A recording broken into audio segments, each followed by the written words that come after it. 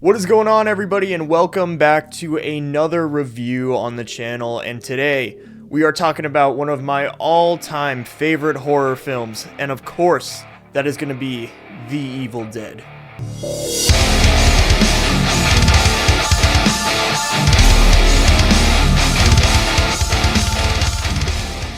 So I have a very extensive history with The Evil Dead. This is kind of the first real horror franchise that I really got into. I have very distinct memories of seeing, actually, Army of Darkness for the first time. It was a DVD that I always saw in my dad's movie collection growing up. I've seen the cover of that film right over there my entire life, and I think when I was about 8, probably 8, I remember I begged him to watch it one day. He finally gave in, and I was exposed to Ash Williams for the first time in my life. One of the greatest horror characters ever created, in my opinion. My God. So, started with Army of Darkness, and I actually worked my way backwards. I saw that first. I then saw Evil Dead 2, and then the original Evil Dead, all within the span of a couple months of each other. And that is right, I saw the original Evil Dead when I was about 8 years old, and from there, I grew up with this franchise, man. I watched these movies endlessly, just all the time, whenever I had free time, especially Army of Darkness, but I will talk about that more in the upcoming review for that film. Stay tuned. So as I just mentioned, I have a long history with this film in particular, but I remember I was able to actually see this in theaters a couple years ago at a local theater in Pasadena, California. It was an independent theater, and it was very run down, and seeing this type of film in that environment was actually a perfect experience because this film is very low budget and very B-movie quality. I mean, it is essentially a student film. It's director Sam Raimi's first film. So seeing it in that kind of theater that hasn't really been changed since the 80s was actually a very perfect experience for this. I've also had the pleasure of meeting Bruce Campbell. I actually met him at a book signing. I got a poster signed as well as a picture that I will put up in another review. It is buried on my computer somewhere, but I will find it, I promise. So when I say I'm an Evil Dead fan, I'm a big Evil Dead fan, right? Grew up with this franchise and have loved it ever since I was a kid. So getting into the Evil Dead 1981 and its specifics, I think this is such a classic horror film, and rewatching it in 2023, obviously there are a few aspects of it that are a little bit dated here and there, but I am just so genuinely shocked every time I rewatch this film at how well everything in this film holds up, from the effects to the more technical aspects of it, and that is all the more impressive when you realize that this is Sam Raimi's first film almost right out of high school. I mean, it is very, very early on in his career, and it almost feels a little bit more 70s than it does 80s. Talking about the technical aspects of this film, though, the camera work that Sam Raimi is able to pull off in this film is just ridiculously insane to me. I mean, you have the whole aspect of the, Evil Dead cam, the kind of like, the whole like rush cam where it's going around trees, through doors, it breaks trees open, breaks doors open, everything falls, it knocks down trees, all of that type of stuff is just so awesome to look at, and it really holds up. I mean, the opening of this movie, I think how they achieved it was they put the camera on a board and just kind of ran it across this lake, and when you look at how it actually turned out in the film, it looks really, really good. There's also a large emphasis on like Dutch angles, Dutch tilts, and a lot of overhead shots in this cabin, and it really has Sam Raimi's signature style written all over it. As I mentioned, this is his first film. I'm a huge Sam Raimi fan as well. He is probably in my top 10, maybe even top 5 directors of all time. I'd really have to think about it, but I love the dude. I love his movies. I mean, you got the Evil Dead franchise, the Spider-Man franchise, Darkman, The Quick and the Dead, all of this awesome stuff that he's done. And this is where it all began. So this movie has that going for it. He has a way of stringing these collections of shots together that just scream Sam Raimi. I don't know exactly how to explain it. There's a very particular way he is able to manipulate things like shadows and the placement and blocking of actors, as well as utilizing quick cuts in addition to sound design and things like that. That is just so his style, and it cannot be replicated by other directors. I don't know exactly how to explain it, but I'm here for it, man. I love it.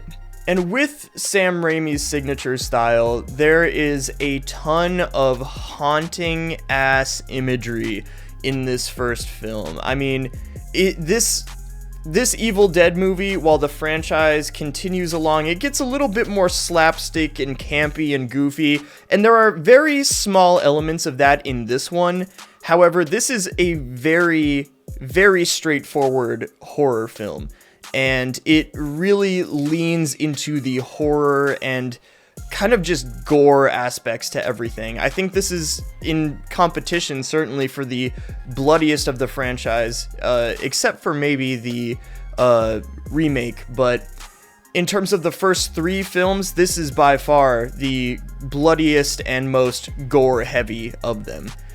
And speaking of that haunting imagery, the scenes where you get the kind of under the cellar shots of Cheryl, who has already turned into this deadite creature, these zombie-like creatures, that shit messed me up the first time I saw this. You also get Linda acting very creepily, sitting cross-legged on the floor, singing the whole Not Another Peep song. You got that whole side to it, and especially when Ash is dragging her out and leaves her out in the woods, there's this whole scene of her in the background as Ash is walking back to the cabin, where she is just like rolling around and contorting on the floor, and it is creepy as hell because the sound design and the camera movements of everything sell this and make it so unsettling. That is what I love so much about this first film.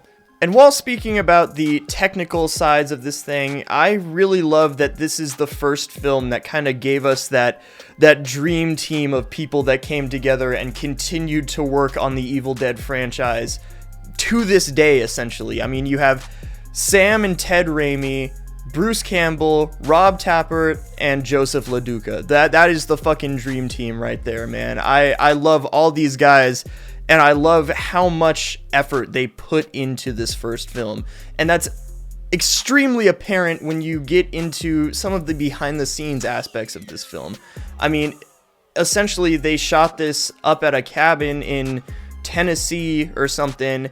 They shot on site, on location. They were all staying in this cabin, and they had a horrible time filming this. I mean, the actors were being tortured. Everybody was fucking freezing at night while they were camping out. I mean, it was a nightmare on set from what I have read. I heard this, I believe, in If Chins Could Kill, which is Bruce Campbell's biography, which I have read. Highly recommend it. But I feel like all of that effort and all of that kind of blood, sweat, and tears that the entire team put into this film really comes across when you see the final product. And of course, we cannot go through an Evil Dead review without talking about the insane amount of gore and blood and carnage that are in these films.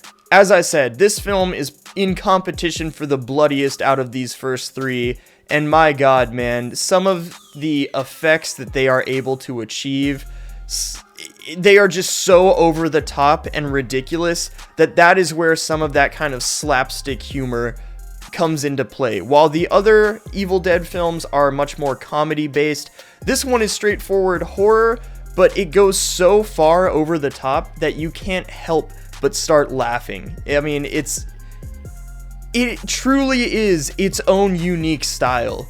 I mean, you have the pencil stab to the heel, which is just devastating the first time I saw this, and you have all the makeup effects on the actors and how the Deadites actually look. They kind of change form a little bit throughout the course of this film. Everything looks so great, and that is mainly because, shocker, I have not ever mentioned this before, it is all practically done, practical gore, practical blood, practical effects in general. I love what they were able to achieve with this film.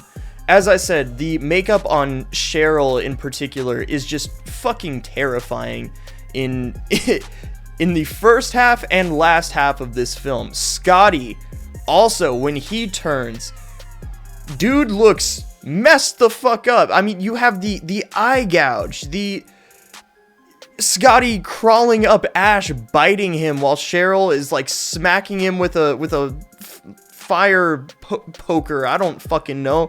This movie is insane, dude.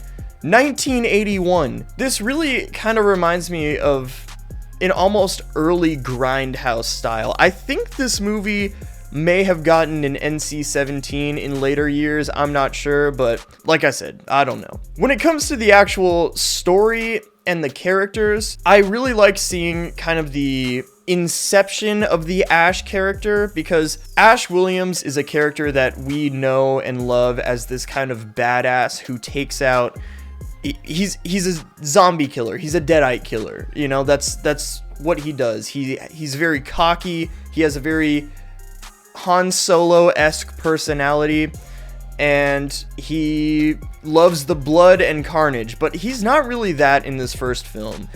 And I think it is yet again one of those Child's Play 2 situations where this was their first film and they did not realize the potential that this character had. They do obviously fully realize it later down the line, but this first film, Ash is much more subdued and you don't really know anything about him. I mean, he's kind of just the last character that survives at the end, not for any particular reason. But I think Bruce Campbell in the role, for the first time, I think he does pretty damn well with what he is given. The acting as a whole for all these characters is serviceable. I mean, like I said, it's a borderline student film, so I'm not expecting some like Oscar-worthy performances, but it's serviceable to interesting at times. I'll say that right now. As far as the story goes, this really kind of set up the whole genre of cabin in the woods style horror films. I mean, this kind of really created the template and format that we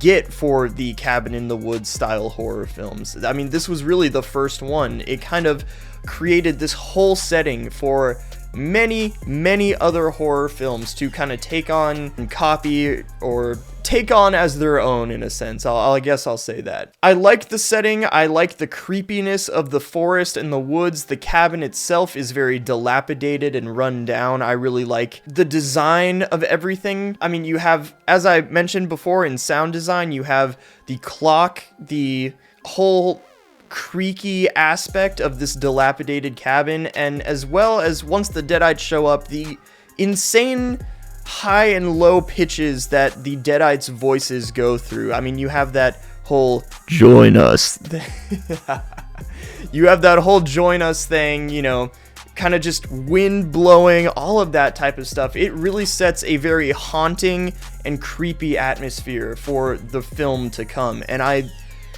dude, I could spend hours gushing about how much I love this film, man. I mean, it's classic for a reason. I mean, I believe Stephen King even picked this up and said this was one of the best horror films ever, so you can't go wrong if Stephen King's on your side.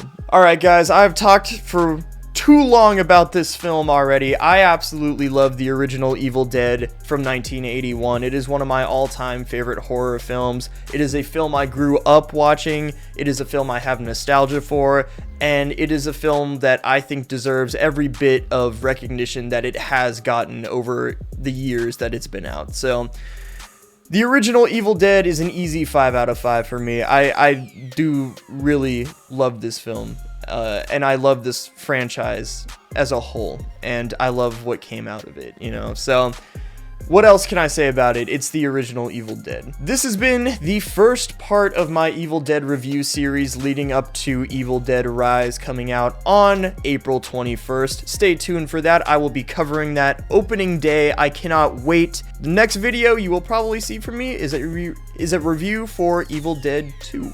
So, if you guys are looking forward to all the Evil Dead content that I have coming up, please like, please subscribe, and please stay tuned for more. I'm also on Instagram and TikTok. I have links in the description down below, so make sure to go check those out. But yeah, thank you guys so much for watching. I hope you enjoyed. Let me know what you thought of Evil Dead down below in the comments, and I will see you guys next time.